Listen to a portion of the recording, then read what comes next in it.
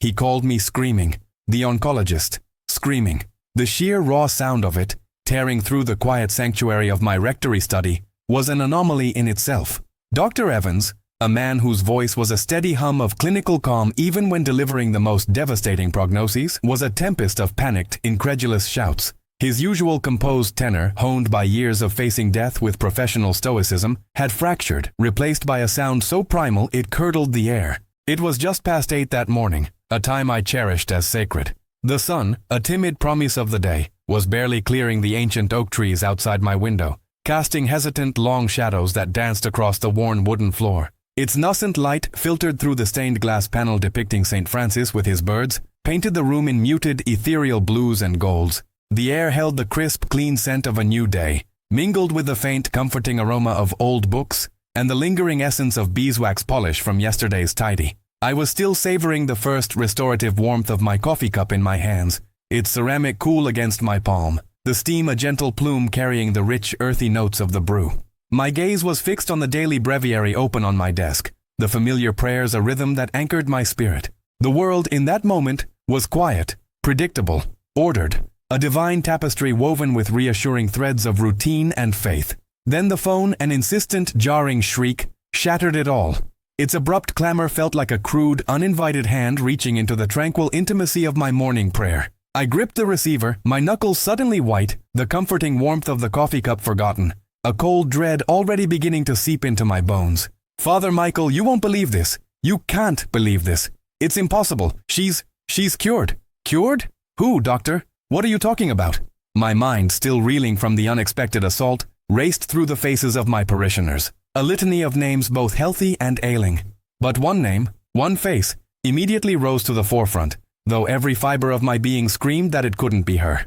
My thoughts flew to Elena Vance, the woman I had visited just yesterday. Her body ravaged by the aggressive tendrils of cancer, her lungs failing with each shallow, rattling breath, tethered to a dozen tubes and machines that hummed a somber lullaby of life support. It couldn't be her. No one expected Elena to last the day. Her suffering had become a tangible presence in her small hospital room, a shroud. Elena Vance, father. Room 3B, her scans. They're clean, pristine. There's nothing there, not a trace. A cold dread, sharp and sudden as an ice shard, pierced through the last vestiges of my morning calm. It was a spiritual chill, deeper than any physical cold. Dr. Evans, with all due respect, I managed, my voice struggling to maintain its pastoral composure. That's simply not possible. I saw her yesterday. She's riddled with it. The prognosis was hours. The memory of her labored breathing, the translucent quality of her skin, the profound exhaustion etched into every line of her face, was too vivid, too painfully real. How could such a transformation be possible in a mere 12 hours? I know! His voice cracked then, a high, desperate sound, teetering on the edge of utter hysteria. I could almost picture him on the other end, a man of science utterly undone, his carefully constructed world collapsing around him. But I'm looking at the images right now. The lab just sent them. I ordered them at 8:05 this morning, a formality before moving her to palliative care. And they're perfect, like she never had a tumor in her life.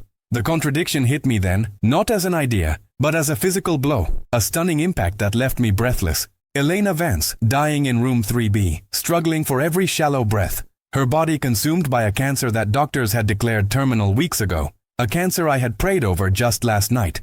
And yet, an hour ago, according to a meticulous medical professional, according to incontrovertible scientific evidence, according to images generated by machines and interpreted by trained eyes, she was healed already, before the healing had happened, before any of us, her loved ones, her caregivers, her priest, had witnessed it, before the sun had even fully warmed my study.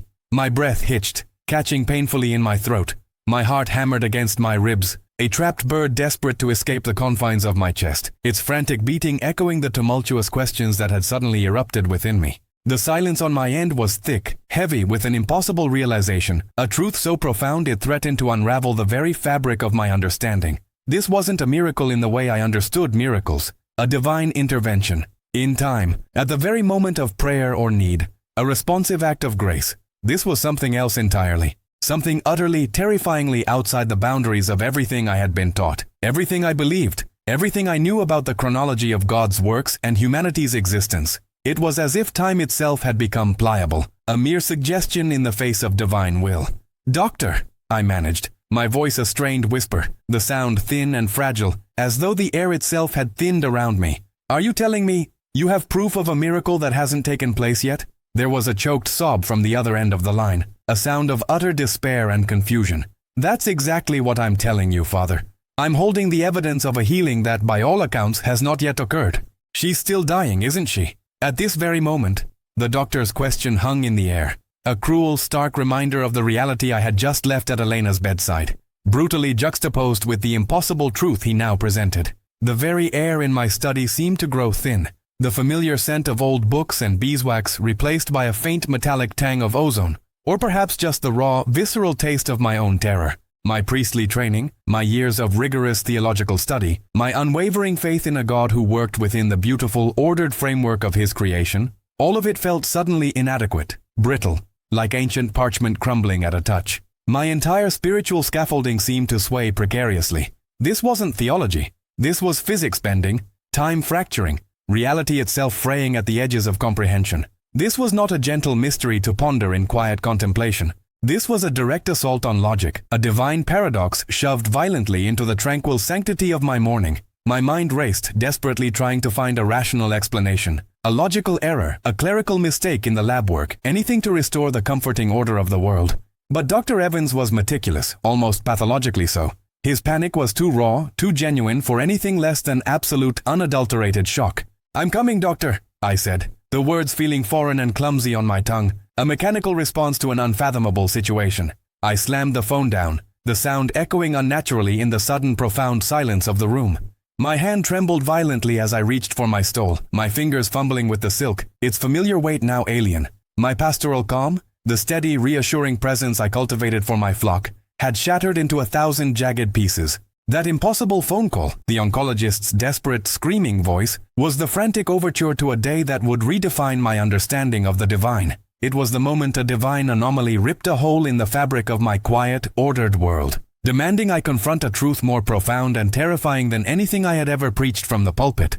It was the prologue to the most bewildering, faith-shattering, and ultimately awe-inspiring day of my life as a priest, a day when time itself seemed to bend and break under the impossible preemptive touch of God. And I, Father Michael, swear to you now on my sacred vows that every word I tell you is the absolute, terrifying truth of what happened next. That impossible phone call, the one from Dr. Evans that had torn through my morning like a thunderclap, had been, I now understood, not merely a premonition, but an echo from a future that had already unfolded in the mind of God. But before the miracle, before the impossibility of time bending, there was Elena Vance. Before she was a vessel for divine intervention, before she lay dying in room 3B, a woman in need of a grace she did not believe she deserved, Elena Vance was, I must confess, a trial of my patience, albeit a beautiful, often frustrating one. She wasn't an unkind woman, not by any measure.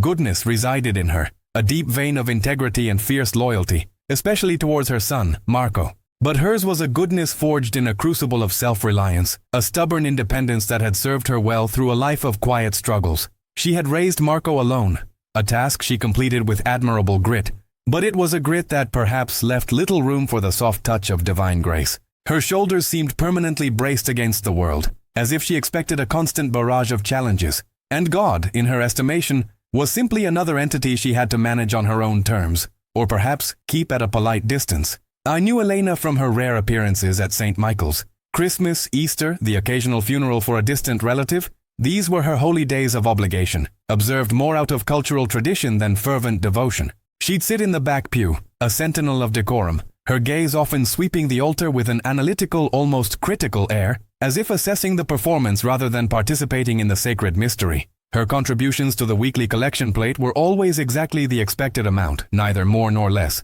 a testament to her meticulous nature and her preference for keeping things balanced, predictable, and within her control.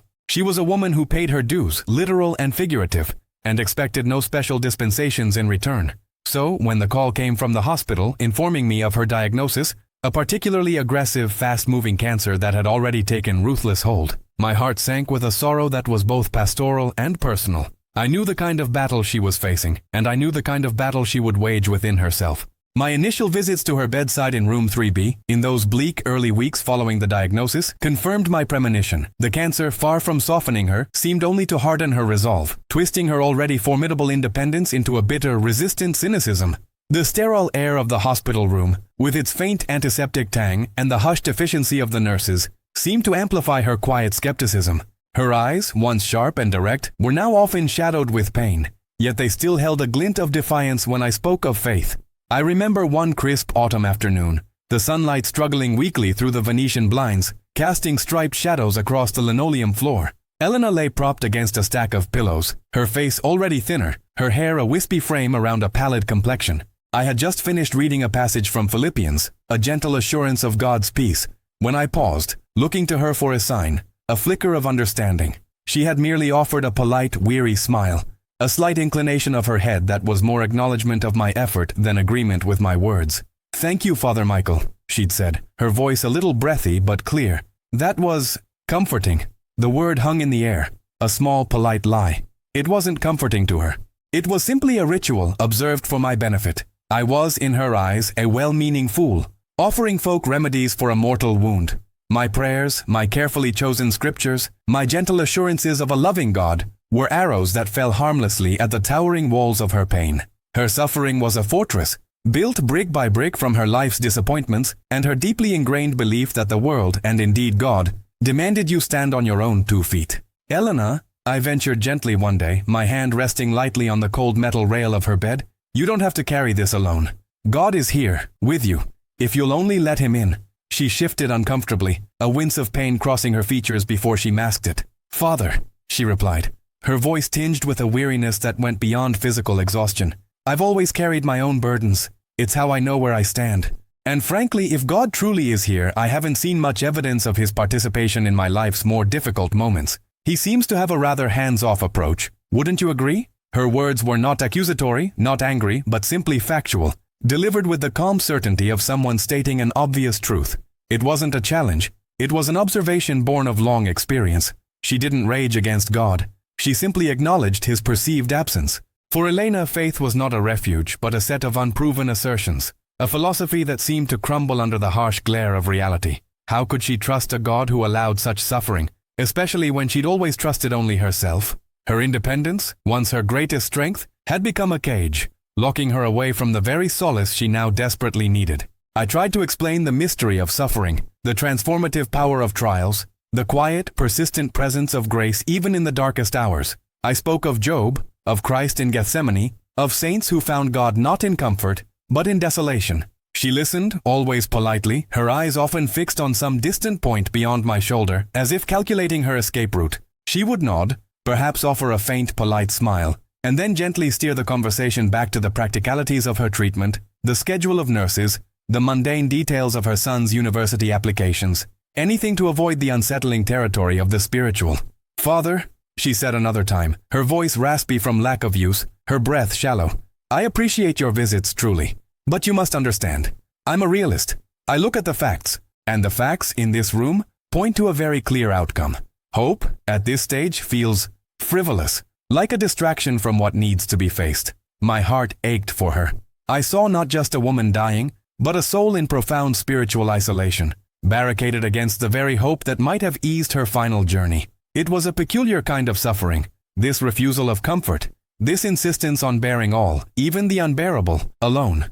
I, as her priest, felt a profound inadequacy. How does one break through such a perfectly constructed wall of self-sufficiency? How do you speak of a God who intervenes when a person has spent a lifetime believing that intervention is neither possible nor desirable? I would sit with her in silence sometimes, simply holding her hand, feeling the fragile bones beneath my fingers. I'd offer a quiet prayer, not for her healing in those moments, because that seemed an impossible request against the medical reality, but for a softening of her heart, for a chink in the armor of her fierce independence. I prayed that she might, even at the 11th hour, allow herself to be vulnerable enough to receive the boundless love that awaited her. Her pain was a constant, gnawing presence, not just physical, but existential. It etched lines of exhaustion around her mouth, hollowed her cheeks, and dulled the once vibrant hazel of her eyes. Yet, through it all, she maintained a remarkable dignity, a stoic acceptance of her fate.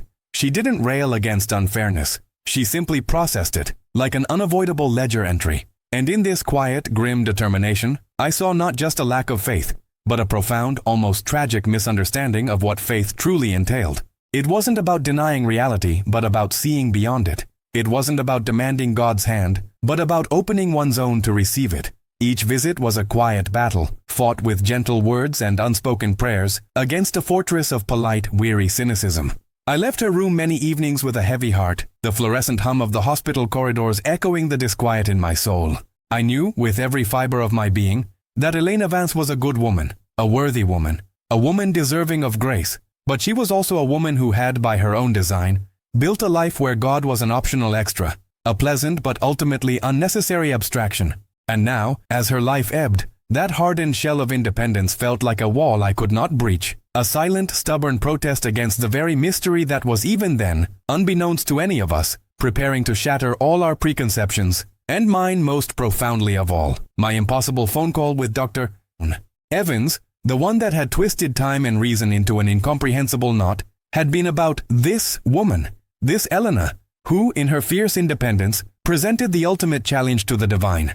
Elena Vance, in her quiet, almost regal withdrawal, presented a challenge that pierced my priest's heart. But her son, Marco, was a different sort of test altogether, a storm to his mother's deep, still waters. Where Elena had receded into a citadel of silent suffering, Marco raged against the very heavens I served, a living, breathing accusation against divine providence. It was as if his mother's long-held skepticism had, in the crucible of her illness, transmuted into a searing, righteous fury in him, a protective fire against a world that seemed determined to inflict inexplicable pain. I remembered Marco from his altar boy days, a bright-eyed, earnest lad with a mop of unruly brown hair that always seemed to escape the confines of his surplice. He was one of those boys who genuinely seemed to enjoy the solemnity of the Mass, the quiet dignity of serving at the altar. He carried the cruets of wine and water with a seriousness beyond his years, his small hands steady as he held the paten for communicants. He'd even on occasion confessed to me a childish sin, a whispered untruth to his mother, a forgotten chore, with a sincerity that spoke of a burgeoning conscience, a gentle heart attuned to the subtle whispers of right and wrong. I recalled a particular Christmas Eve service, when the entire church was aglow with candlelight, and Marco, standing beside me as I elevated the host, had looked up at the crucifix with an expression of pure, unadulterated awe, as though he truly saw the mystery unfolding before him. That boy, so full of nascent faith, felt like a ghost now, haunting the hospital corridors alongside the grieving young man Marco had become. The cancer, like some ancient, malevolent force, had not only begun to consume Elena's body, it had devoured her son's innocence, his trust, and his gentle spirit, leaving behind a raw, festering wound of bitterness. The moment his mother's diagnosis had been delivered, it was as if a switch had been flipped, transforming that bright curiosity into a hardened defiance. At first, it was subtle, a tightening of his jaw, a shadowed look in his eyes when I offered a prayer during my visits. He'd sit by his mother's bedside, his posture stiff, his shoulders hunched as if bearing an invisible weight. He'd barely acknowledge my presence, offering a curt nod, his gaze fixed on some distant, unseen point. I tried to engage him, to offer words of comfort, but my efforts felt like pebbles tossed against a granite wall. "Marco," I'd say, my voice as gentle as I could make it, "how are you holding up, son?" He would just shrug, a dismissive gesture that conveyed volumes. "As well as can be expected, father." His voice was flat, devoid of the warmth I remembered. He saw my visits not as an offering of solace, but as an intrusion, my prayers as an insult. He was losing his mother, the only parent he had, and in his desperation he lashed out at the one thing he felt had betrayed them both: God. His anger was a crucible, burning away everything that had once brought him comfort. Every hushed word of prayer, every anointing with sacred oil, every whispered promise of divine grace seemed to grate on his nerves, fueling his internal inferno. He became an echo chamber of suffering, amplifying his mother's physical torment with his own spiritual agony. I watched him, my heart aching, and understood that sometimes, when life deals a blow so cruel, anger becomes the only language left to speak, a shield against the unbearable truth. The confrontation I'd felt building, a pressure in the air whenever Marco was near, finally broke one evening. It was late, past visiting hours, but I had stayed at the hospital, drawn by the oppressive silence that had fallen over room 3B, a silence that spoke of life ebbing away. Elena was asleep, or perhaps beyond it, her breathing shallow and ragged. Marco was in the room, perched on a visitor's chair, his face slack with exhaustion, his eyes red-rimmed. I had just finished reciting a quiet rosary for Elena, my voice a low murmur against the steady beeping of the machines, when he stood up abruptly. The chair scraped loudly against the linoleum floor, a jarring sound in the hushed room, and my head snapped up, my gaze meeting his. There was a raw, primal hurt in his eyes that made my stomach clench. "Father Michael," he began, his voice hoarse, but with an underlying tremor of rage. He stepped out of the room into the dim hallway, clearly wanting to keep his words from his mother's ears, as if his accusations might somehow poison her final moments. I followed, my heart a heavy pendulum in my chest, knowing this conversation had been inevitable. The hallway was empty save for a distant nurse's cart trundling past and the oppressive smell of disinfectant that clung to everything. The fluorescent lights overhead hummed with a sterile indifference, casting long, stark shadows that seemed to distort everything, making his young face appear gaunt and desperate. He turned to me, his hands clenching and unclenching at his sides. "Where is your God now, Father?" he snarled, the words spitting from him, laced with a bitter venom that stung my ears. His voice, usually quiet, was now a harsh whisper, but it carried the weight of a scream.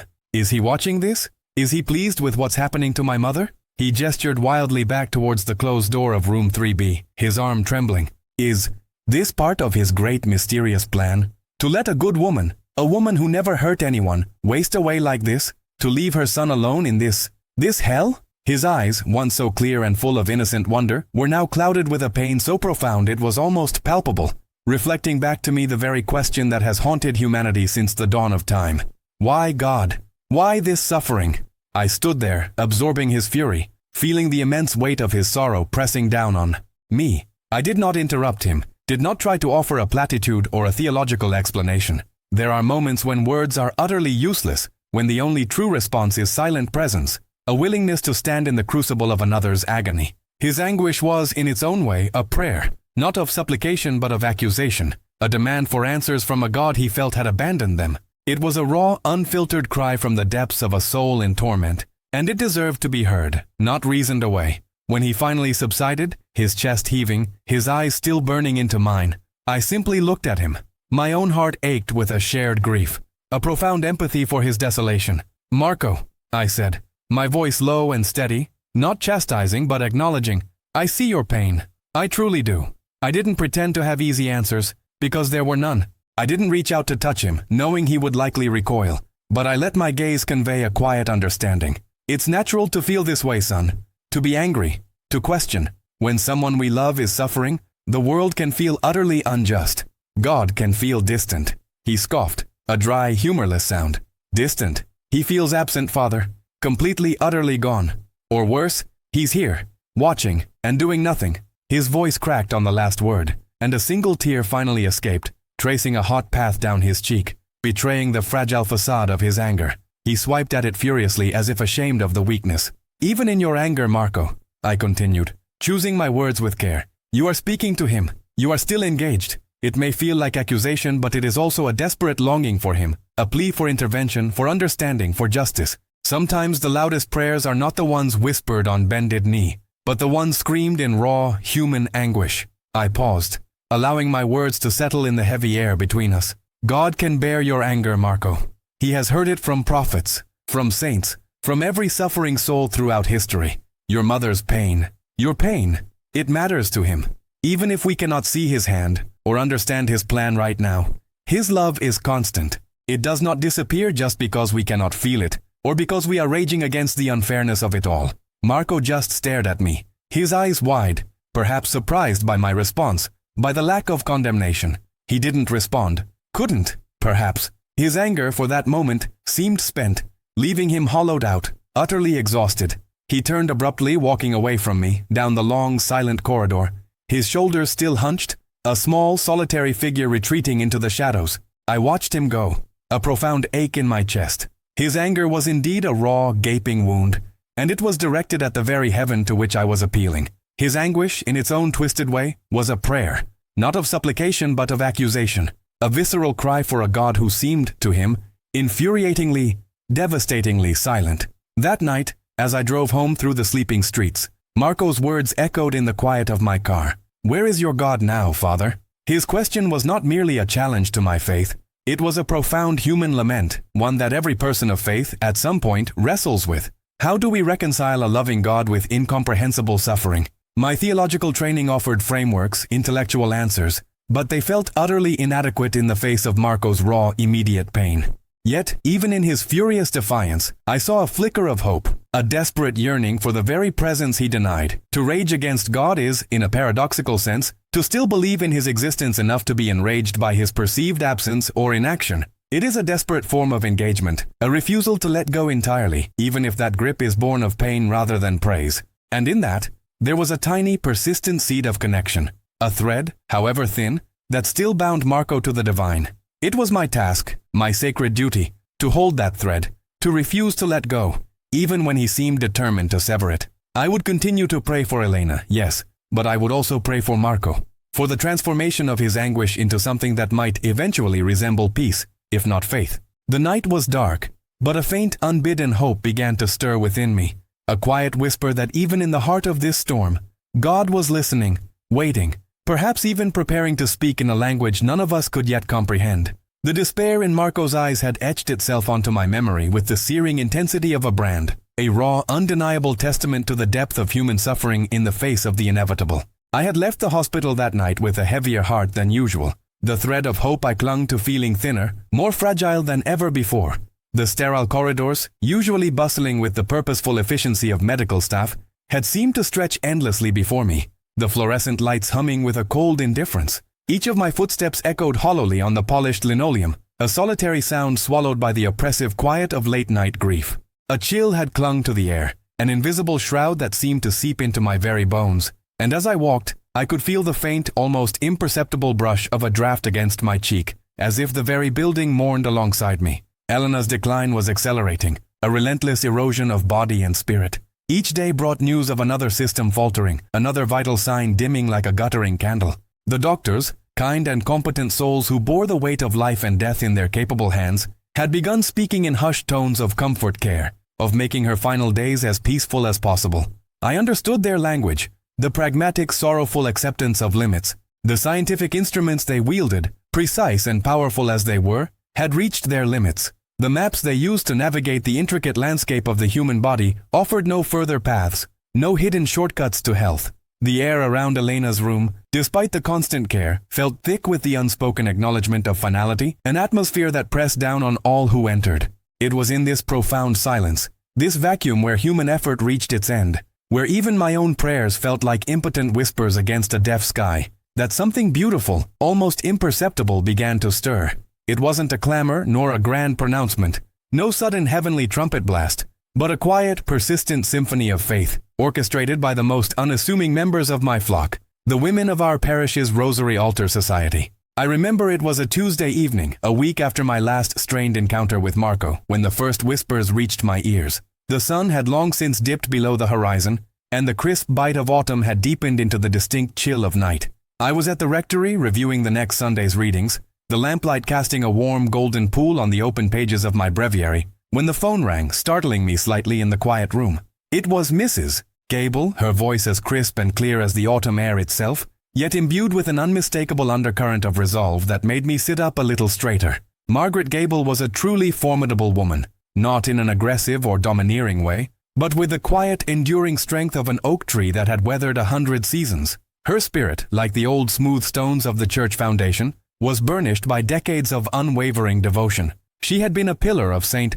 Michael's for as long as I could remember, her hands gnarled from years of tending her bountiful garden and countless hours spent polishing the brass in the sanctuary until it gleamed with the light of God. She possessed that rare, invaluable blend of profound piety and pragmatic common sense, a woman who could discuss the theological implications of a papal encyclical with the same earnestness she applied to finding the best recipe for prune cake for the bake sale. She always had an answer, always a solution, always a prayer. "Father Michael," she began, without preamble, her voice cutting through my lingering weariness. "We've been talking about Elena Vance." My heart sank a little, a familiar leaden weight settling in my chest. I braced myself instinctively for a complaint or a judgment. Elena, as I've confessed, was not one of our more engaged parishioners. Her name on the membership roster felt more like an ancestral mark than an active participation, a legacy of her Catholic upbringing rather than a vibrant, living connection. She contributed to the Christmas fund, yes, and attended the obligatory holidays, a dutiful nod to tradition, but her pew was largely empty throughout the year.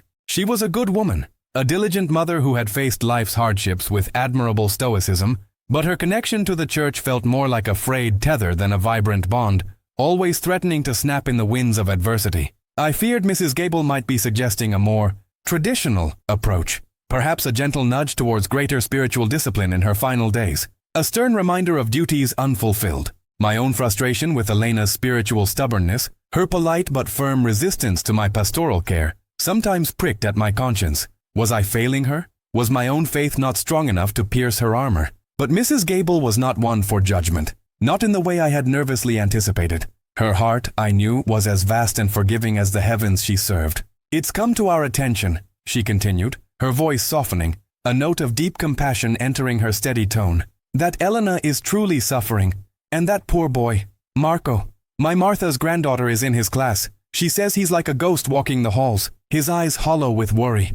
I closed my eyes for a brief moment, picturing Marco's haunted face, his shoulders slumped in defeat, the fire of his anger extinguished by a tidal wave of grief.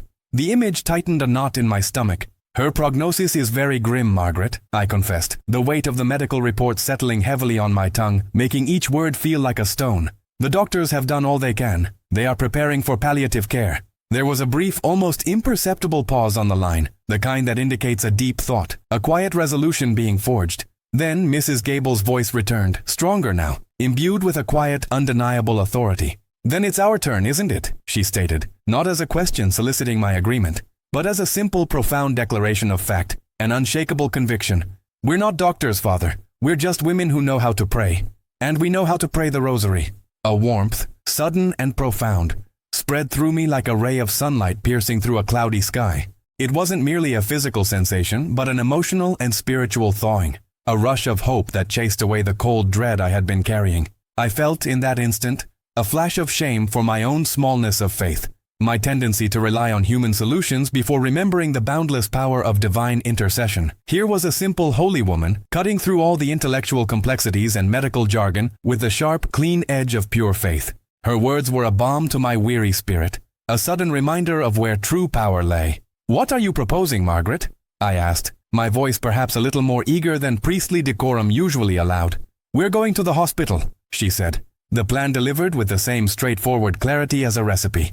"Every evening, starting tonight, a small group of us, we'll gather on the lawn outside room 3B. We'll pray the rosary for Elena, and for Marco, and for the doctors who work so tirelessly, and for anyone else who needs it, whether they know to ask or not." She paused again, and this time I could almost hear the slight tremor in her voice, a rare flicker of vulnerability that underscored the depth of her resolve and compassion. "She may not come to Mass often, Father, but she's one of God's children. And she needs us now, whether she knows it or not. We cannot stand by and do nothing."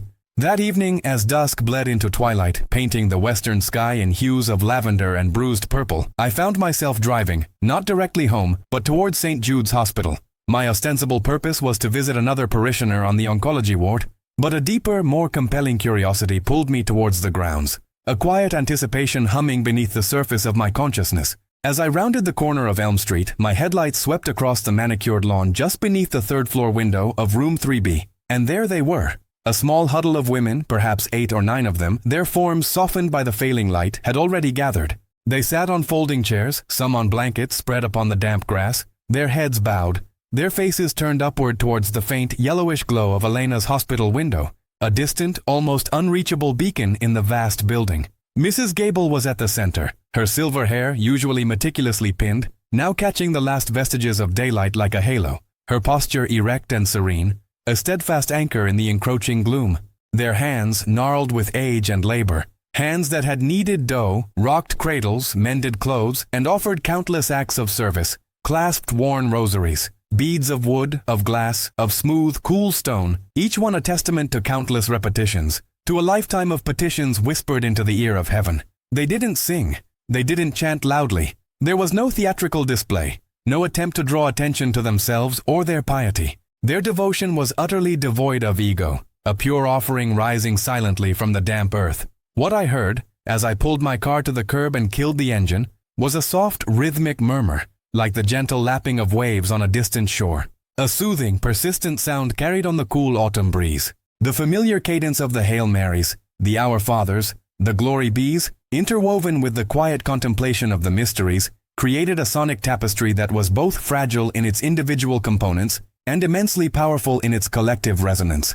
It was the sound of faith, unadorned and unapologetic, breathing life into the stillness of the encroaching night. I sat there for a long time, watching them, feeling a profound sense of humility settle over me. The air grew cooler, carrying the damp scent of cut grass and decaying leaves, mingling faintly with the antiseptic tang that drifted from the hospital's open vents. A nurse, hurrying to her shift, glanced at them curiously, her expression softening into a faint smile before she continued on her way. A young couple, their faces etched with worry and exhaustion, emerged from the hospital doors and paused for a moment, their eyes drawn to the quiet vigil. Before moving on, perhaps carrying a spark of unexpected solace, a tiny ember of hope they hadn't known they needed. This, I realized with a sudden potent clarity, was charity in its purest, most breathtaking form.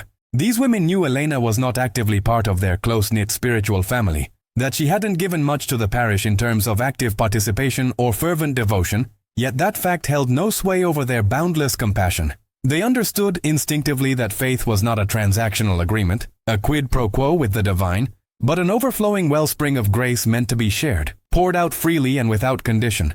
Elena, in her suffering, in her surrender to pain and her retreat from God, had forgotten how to ask, or perhaps in her quiet pride, believed she had no right to. Her fierce independence, her intellectual skepticism, her profound grief had built a wall around her heart, rendering her prayers silent, perhaps even non-existent. But these women, with their simple beads and their unwavering hearts, were asking for her. They were lifting her up, carrying her on their collective prayers, storming the gates of heaven on her behalf, not with demands or ultimatums, not with anger or accusations like Marcos, but with the gentle, persistent insistence of children appealing to a loving parent. "Please," their whispers seemed to say, an unspoken chorus rising into the night. "Look upon your servant Elena. She is suffering. We trust in your mercy. We believe in your power to heal, to comfort, to redeem."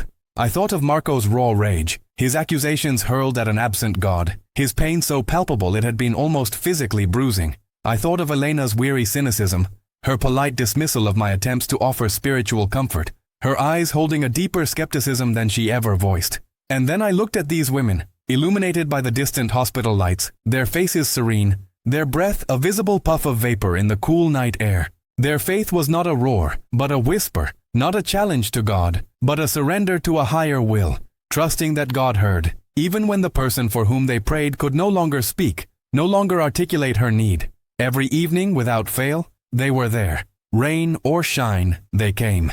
Through the deepening autumn, as the leaves turned to fiery golds and rusts before scattering across the damp lawn, they were there. Some nights, a larger group, their numbers swelling with new additions from other parish ministries. Some nights, just a handful, their determination shining all the brighter in their fewer numbers. Mrs. Gable was always present, a steadfast lighthouse in the dimness, her presence a quiet anchor for the others. I sometimes joined them, standing a little apart, a shepherd watching his flock, feeling the profound humility of witnessing such unvarnished, unconditional devotion.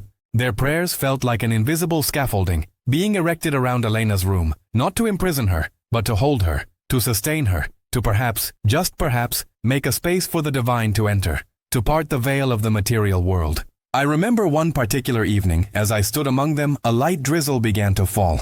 The fine mist turned into a steady, gentle rain, darkening the already muted colors of the night. Most people would have dispersed, seeking the immediate shelter of their cars or the hospital entrance. But not these women. They simply unfurled small practical umbrellas, or pulled scarves tighter around their heads, their movements unhurried, almost ritualistic. And they continued their recitation, the rhythm unbroken, the soft clicking of rosary beads against the wet fabric of their coats, forming a gentle counterpoint to the steady patter of the rain. It was a tangible manifestation of persistence, of a faith that did not waver in the face of discomfort or inconvenience. It was a lesson to me, a priest who often wrestled with the intellectual complexities of theology, that sometimes the most profound truth is found not in elegant arguments, but in the simplest, most enduring act of love. In the sterile clinical environment of the hospital, where life and death hung in the balance, where the precise language of medicine catalogued every symptom and prescribed every treatment, these women were speaking a different language altogether, a language of the heart, of the soul, of a trust that transcended diagnoses and prognoses. They were appealing to an authority beyond the reach of scalpels and scans, to a power that could rewrite the script of human mortality. The rosary, in their hands, became more than just a string of beads. It became a lifeline, a tangible link to the divine, a spiritual conduit through which their fervent hopes could travel. Each bead passed between their fingers was a silent offering, a tiny act of love woven into a tapestry of collective intercession. I began to sense a shift, not in Elena's condition, which remained dire according to the daily updates, but in the spiritual atmosphere surrounding her. It was as if their persistent prayers were slowly, imperceptibly, softening the hard, unyielding ground around her room, preparing the soil for something extraordinary to take root. They were tending a garden of faith around a woman who had, for so long, allowed her own spiritual garden to lie fallow, choked by the weeds of doubt and pain. The quiet whisper of their collective prayer was a powerful paradox. It was unassuming, yet it dared to challenge the loudest pronouncements of despair. It was gentle, yet it possessed the potential to move mountains, to cleave open pathways to grace. It was offered for a woman who felt forgotten by God, offered by those who believed, with every fiber of their being, that no one is ever truly forgotten by the Creator who fashioned them. And in that steadfast, unspoken promise, a faint, undeniable warmth began to permeate the cold, clinical air, a quiet overture to a mystery none of us could yet comprehend, but which was even then beginning to unfold, subtly, profoundly. They were planting seeds of hope in the barren landscape of human limitation, trusting that God's response, when it came, would be a testament not only to His boundless power, but to the unwavering faith of these humble, dedicated women. The quiet overture, those gentle whispers of prayer on the dew-kissed lawn, had done more than merely stir the evening air. They had, I believe, begun to subtly, profoundly, shift the spiritual landscape around Elena Vance. Yet, within the sterile confines of Room 3B, the physical reality remained brutally unchanged, perhaps even more starkly pronounced. The seeds of hope had been planted, yes, but the barrenness of human limitation still loomed, a vast, unyielding desert stretching before us. And in that desert, Elena lay withering. The doctors had delivered their final grim prognosis with a practiced gentleness that did little to soften the blow. Less than a day. The words, though expected, still landed like lead weights in my stomach, each syllable a confirmation of surrender, not to God, but to the unstoppable march of disease. Her breathing, which had once been a steady rhythm of life, had become a shallow, ragged whisper, a barely perceptible flutter against the vast silence that had begun to claim her. Her skin, once etched with the vibrant lines of a life lived with stubborn defiance, was now translucent, stretched taut over prominent bones, the color of old parchment. She had slipped into a state of semi-consciousness, a liminal space between waking and sleeping, between this world and the next, from which she rarely emerged. I remember the quality of the light that morning. It wasn't the harsh, accusatory glare of midday, nor the compassionate dusk of evening. It was a pale, hesitant light, filtering through the blinds, as if even the sun was reluctant to intrude upon such profound intimacy with death. The air in the room, usually sterile and impersonal, felt heavy, thick with unspoken goodbyes and the silent, desperate hopes of those who remained. It was a space saturated with grief, a grief so potent it felt almost tangible, pressing in on us from all sides. Marco stood beside me, a spectral presence in his own right. The fiery rebellion that had once animated his frame, that had fueled his bitter accusations against God and against me, had finally, mercifully, burned itself out. What remained was a hollow grief, an aching desolation that had replaced the anger, leaving him a fragile shell of the boy I had known. His shoulders were slumped, his gaze fixed on his mother's face with an intensity born of despair, yet devoid of the fight that had defined him. He hadn't slept, I knew, for days. The dark smudges beneath his eyes were not merely shadows of fatigue but bruises of the soul. He no longer snarled, he simply existed, a testament to the exhausting futility of raging against an inevitable tide. He didn't push me away now. He didn't question my presence. He simply stood, allowing me to be there, as if my priestly presence, once an irritation, had become merely another part of the unbearable tableau. It was time, the final rite, the anointing of the sick. This sacrament, so often misunderstood as last rites, a morbid farewell, is, in its profound truth, a sacrament of healing and comfort, a spiritual balm for body and soul, offered in times of grave illness. It is a moment when the Church, as the body of Christ, reaches out to embrace those who suffer, to remind them that they are not alone in their pain, and that even in the face of death, there is grace.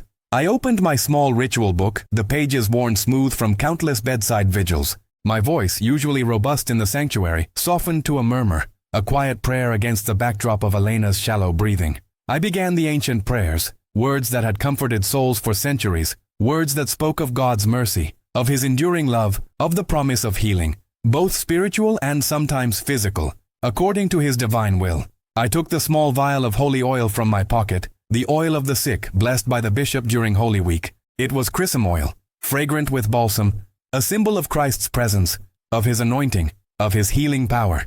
I dipped my thumb into the oil, feeling its smooth, cool texture against my skin. Then, gently, reverently, I made the sign of the cross on Elena's forehead, pressing the blessed oil into her skin.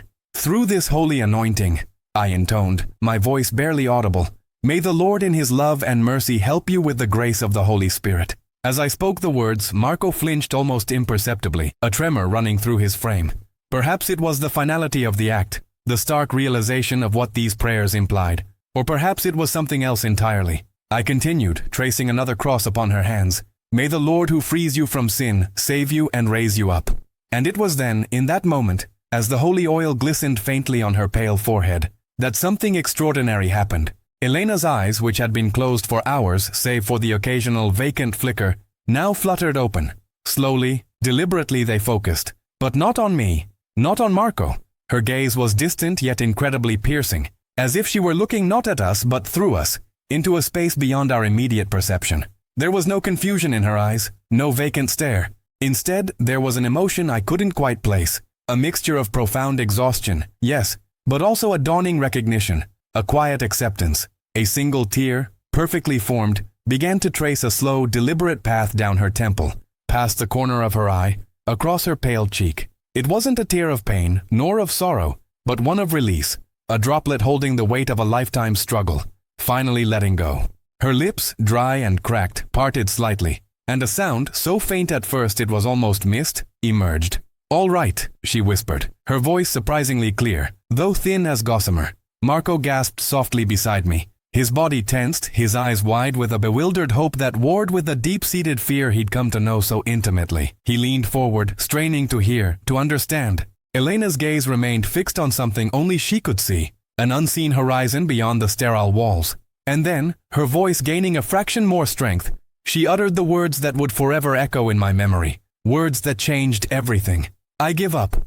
Not my will, but yours." It was not a prayer of petition, not a frantic plea for healing, not a desperate bargain struck at the precipice of eternity. No, it was something far more profound. It was an act of absolute, unconditional surrender. In that moment, Elena Vance, the woman of little faith, the fiercely independent mother who had always relied on her own strength, who had held God at arm's length, finally let go. She placed what little she had left, her pain, her fear, her very life, into the hands of God. My own breath caught in my throat. I stood there, the anointing ritual suddenly suspended, the weight of the moment pressing down on me. I had witnessed countless people confront their mortality, had heard many prayers of contrition and supplication, but never before had I heard such a raw, untainted act of complete, loving submission. It was an echo of Christ's own prayer in Gethsemane. "Not my will, but yours be done." And coming from Elena, a woman whose life had been a testament to her own indomitable will, it was nothing short of miraculous in itself. Her tear continued its slow descent, a silver thread against her skin, a quiet symbol of her capitulation. There was no relief visible on her face, no sudden burst of spiritual joy, only a profound, weary peace. It was the peace of a soul that had fought its last battle, not against an enemy, but against itself, against its own need for control, and had, at last, laid down its arms. Marco, still rigid beside me, looked from his mother's face to mine, a question in his eyes, a flicker of something new. He didn't understand the theological depth of her words, perhaps, but he certainly recognized the monumental shift they represented. He saw the peace, the absolute lack of struggle, in a mother who had fought for every breath, every moment, for months. He saw the surrender of a fighter. This was not despair. This was trust. This was not resignation. This was faith, blooming belatedly, but with a sudden, astonishing vigor in the desolate soil of her suffering. It was a letting go not into emptiness, but into the fullness of divine love. It struck me then that perhaps this was the true crucible of faith, not to believe when things are easy, but to surrender when all hope seems lost, to trust implicitly in a power beyond our comprehension, beyond our control, beyond even our wildest expectations of what good might look like. The women of the Rosary Altar Society, with their persistent, quiet prayers on the lawn below, had not just been praying for Elena's physical healing, I realized. They had been storming the gates of heaven for her soul, for her heart to soften, for her will to align with God's. And in this small, sacred space, insulated from the rest of the world, their quiet devotion had culminated in this extraordinary moment of grace. Their faith had tilled the ground, and Elena's surrender was the precious seed that finally took root. I finished the anointing, my hand trembling slightly as I offered the final blessing, "The Lord be with you." My voice was thick with emotion, a mix of reverence and a burgeoning unfamiliar hope. The room was quiet again, save for the faint, shallow cadence of Elena's breathing. But the silence now was different. It was no longer the oppressive silence of impending death, but a contemplative, expectant quiet, a hush that seemed to hold its breath, waiting. A door had opened, a spiritual threshold had been crossed, and I, along with Marco, felt as though we were standing on the precipice of something unknown, something holy. We had prayed for a miracle, yes, but Elena's surrender felt like a miracle of a different kind, a spiritual healing that transcended the physical, a profound act of faith that, in its very essence, invited God to act in ways we could not yet fathom. The seeds of hope had indeed borne fruit, and though the full harvest was yet to come, the air in room 3B now hummed with a palpable, almost electric anticipation. The desert had not yet bloomed, but a wellspring of grace had undeniably broken forth. The soft pre-dawn light had barely begun to paint the eastern sky, a faint suggestion of pearl and rose, when I found myself stirring from a fitful sleep in the uncomfortable hospital chair. Marco, slumped in the chair opposite, seemed lost in the deeper slumber of exhaustion. The air in room 3B, which had hummed with a quiet anticipation after Elena's surrender, now held a different quality entirely, a stillness so profound it felt as though the very fabric of time had stretched, thin and translucent around us. The sterile scent of antiseptic, so pervasive in hospitals, seemed to have receded, replaced by, what? Not a fragrance precisely, but an absence of the usual, an indefinable purity. We had passed the night in vigil, Marco and I, exchanging few words, content to simply be present. Elena, after her whispered, "I give up," had drifted back into her semi-conscious state, her breathing still shallow, her form still frail beneath the starched white sheet. Yet, the oppressive weight of impending death had lifted. It was as if a heavy shroud had been removed, allowing a sliver of dawn to pierce the darkness. Her surrender, a prayer spoken from the very depths of her being, had opened a spiritual channel, a profound invitation that now resonated in the very atoms of the room. We were waiting, yes, but no longer in despair. We were waiting in a quiet, almost fearful hope. It happened just after 9 in the morning, the harsh fluorescent lights of the hospital room already casting their cold, unwavering glow. Marco had just stirred, rubbing his eyes, and I was about to offer him a cup of the lukewarm coffee I'd managed to procure. And then, it began.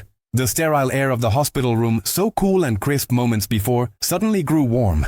It was not the stifling, oppressive heat of a fever, nor the artificial blast of a vent, but a gentle, enveloping warmth, like standing in a sunbeam on a cool autumn day, or being wrapped in a soft woolen blanket. It permeated everything, sinking into my bones, easing the stiffness from my tired shoulders. I looked up, bewildered, searching for a logical source, a faulty radiator, a sudden surge in the building's heating system. But there was nothing.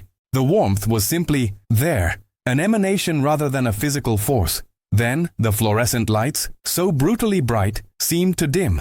It was not a flicker, nor a power outage. Instead, their harsh white light softened, receding as if politely stepping aside, replaced by a soft golden luminescence that had no discernible source. It wasn't light from the window, for the blinds were partially drawn against the morning sun. It wasn't a lamp, for none were on. It simply bloomed in the air, a gentle lambent glow, emanating from everywhere and nowhere all at once. It poured into the room like liquid honey, bathing the pale walls, the medical equipment, and us, in its impossible warmth. The room was transformed, no longer a sickbed, but a sanctuary. Every shadow softened, every sharp edge blurred, bathed in this ethereal radiance. The dust motes dancing in the air became tiny, illuminated jewels. I felt Marco stir beside me, a sharp intake of breath, and then a hand, surprisingly steady, gripped my arm. His eyes, usually clouded with anger or grief, were wide, unfocused, gazing into the heart of the light. He too felt it, saw it. We were no longer just a priest and a son, but two witnesses, two utterly unprepared souls caught in the sudden unfolding of the sacred.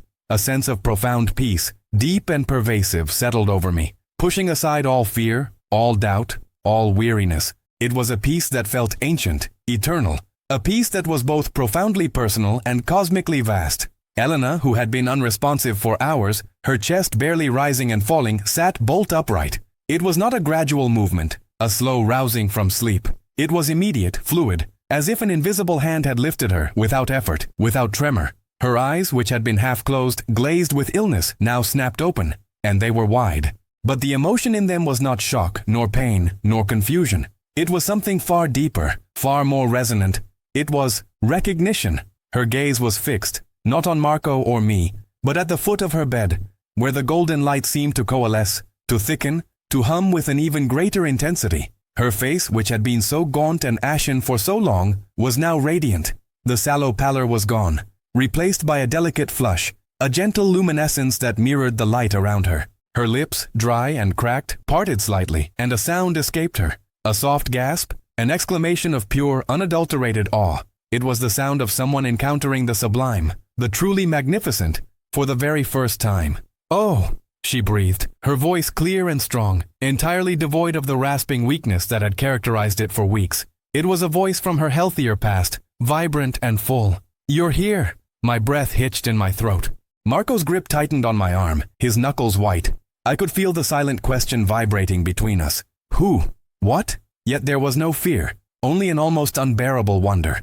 Elena's eyes, fixed on the unseen presence at the foot of her bed, were glistening, not with tears of sorrow, but of an overwhelming, ineffable joy. A profound serenity settled on her features, ironing out the lines of pain and worry that had etched themselves onto her face over months of suffering. She reached out a hand, slowly, deliberately, her fingers extending towards the luminous emptiness. It was a gesture of gentle welcome, of quiet acceptance, not of desperate pleading. She moved with a grace that seemed impossible for a body so ravaged by disease, a body that had been barely clinging to life moments before. Her hand trembled slightly, not from weakness, but from the sheer weight of the moment. She looked at her own body, then back at the golden light, a new understanding dawning in her eyes. It was as if she were seeing herself, truly seeing herself, for the very first time in months, perhaps years. Her gaze then swept downwards, to where the tumor had so cruelly asserted its dominance, to the area of her body that had been a constant, agonizing source of pain. Her eyes widened further, if that were possible, and a look of profound, almost childlike disbelief softened her features. She touched her stomach, tentatively at first, then with more certainty, pressing her fingers against the skin where the mass had been so palpably evident. "The pain," she whispered, her voice still clear but now laced with an incredulity that was utterly heartbreaking and gloriously hopeful. "It's gone." The words hung in the air, suspended in the golden light. "It's gone." The phrase resonated, not just within the small room, but deep within my own soul. It was a pronouncement, a declaration, a truth spoken by a woman who had just stared death in the face and, by surrendering, had found life anew. Her face was no longer radiant with awe, but with a dawning comprehension, a quiet, breathtaking joy. It was the joy of release, of freedom, of a burden utterly lifted. And then, as quickly as it had come, the light began to recede. The golden luminescence softened, then thinned, drawing back, like a tide retreating from the shore. The warmth dissipated, slowly, gently, leaving behind only the normal temperature of the room. The fluorescent lights flickered once, regaining their full, harsh glare, stripping away the magic, returning the room to its stark reality. Elena, still sitting bolt upright, looked around, as if searching for something that had just vanished, a lingering echo of the divine. Her eyes met mine, then Marco's. In them I saw not confusion, but a deep, abiding peace, a settled conviction. The three of us were left in a silence so profound it felt like the entire world was holding its breath. The silence was thick, heavy with the impossible, heavy with the weight of what we had just witnessed. It was the silence of astonishment, of reverence, of a truth so immense it transcended all language, all reason.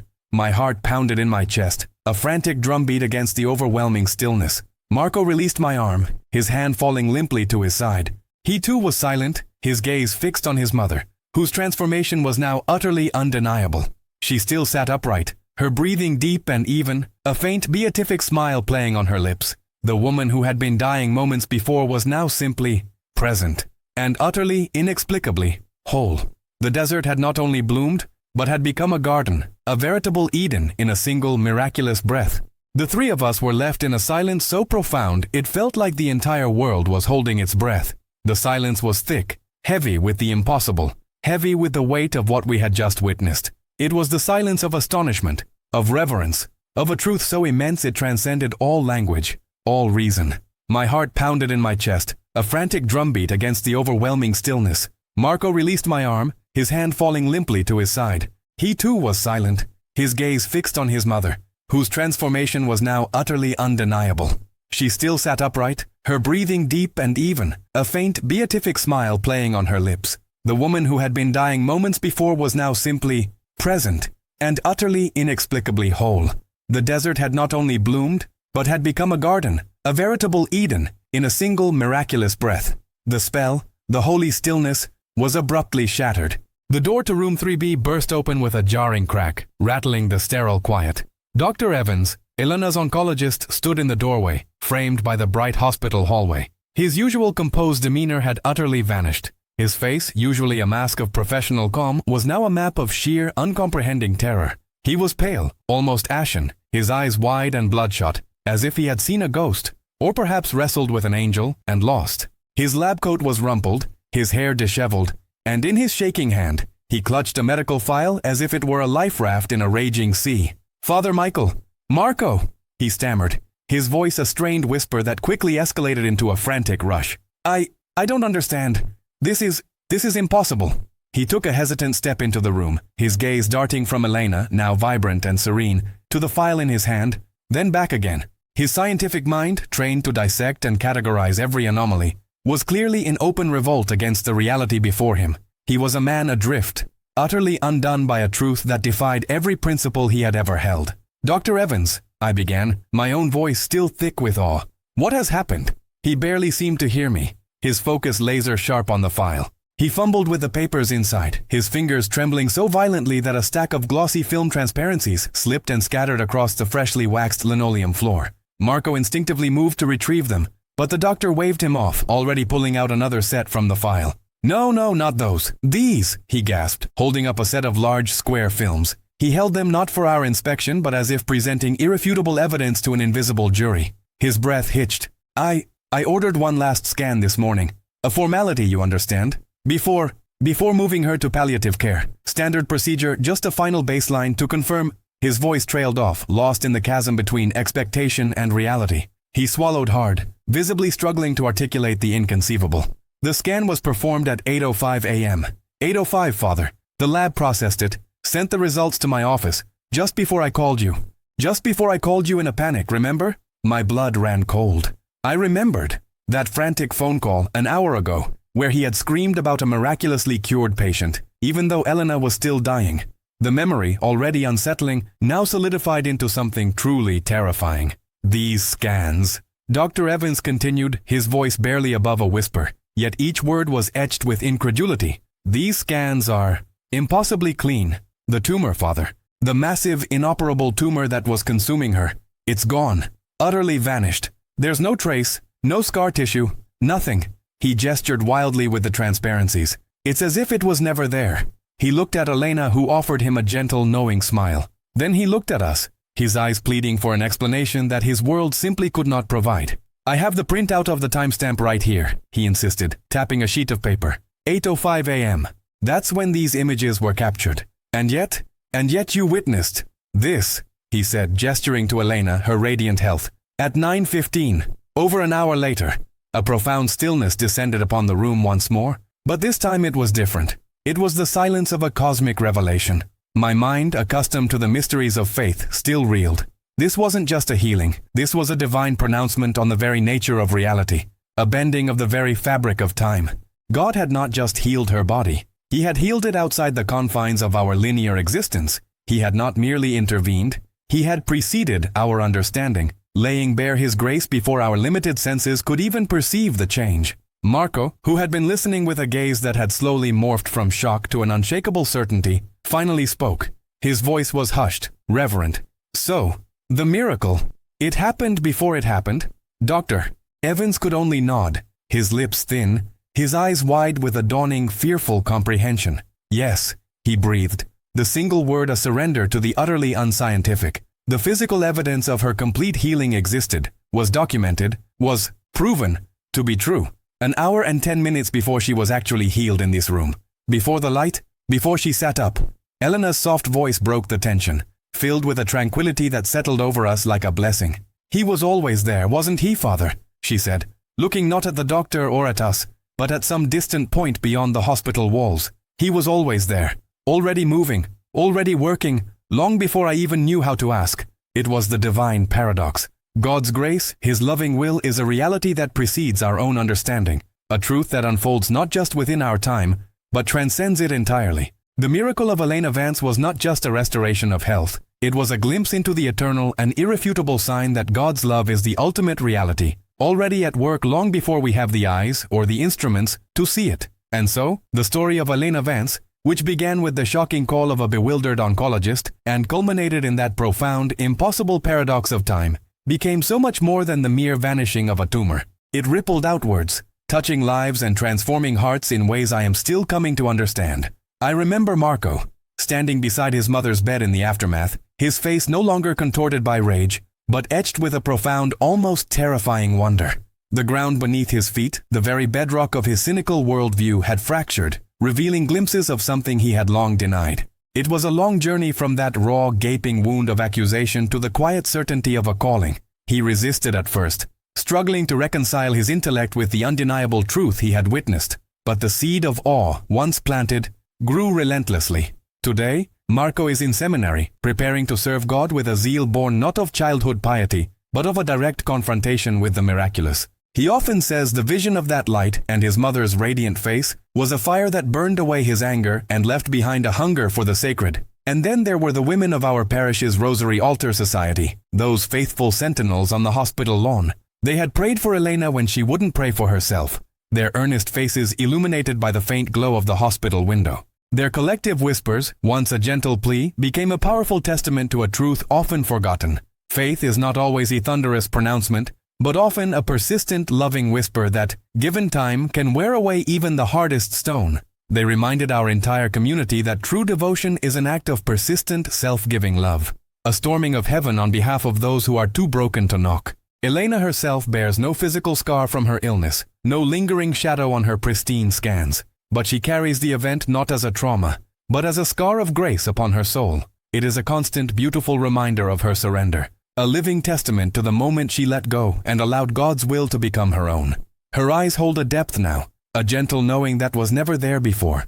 She speaks little of the visitation, choosing instead to live its truth in quiet acts of kindness and a profound, unshakable trust in God's timing. I have pondered this mystery deeply in the years since, turning it over in my heart like a well-worn rosary bead. Miracles, I have come to understand, are not merely divine interventions meant to spare us from darkness or to fix a broken world in an instant. No, their purpose is far grander, far more profound. They are given to us to prove, beyond any shadow of a doubt, that the darkness we perceive is never the final word, never the end of the story. They are a glimpse into eternity, a promise whispered across time and space that God's love is the ultimate reality, already at work, already weaving its tapestry of grace, long before we have the eyes, or indeed the instruments, to see it unfold.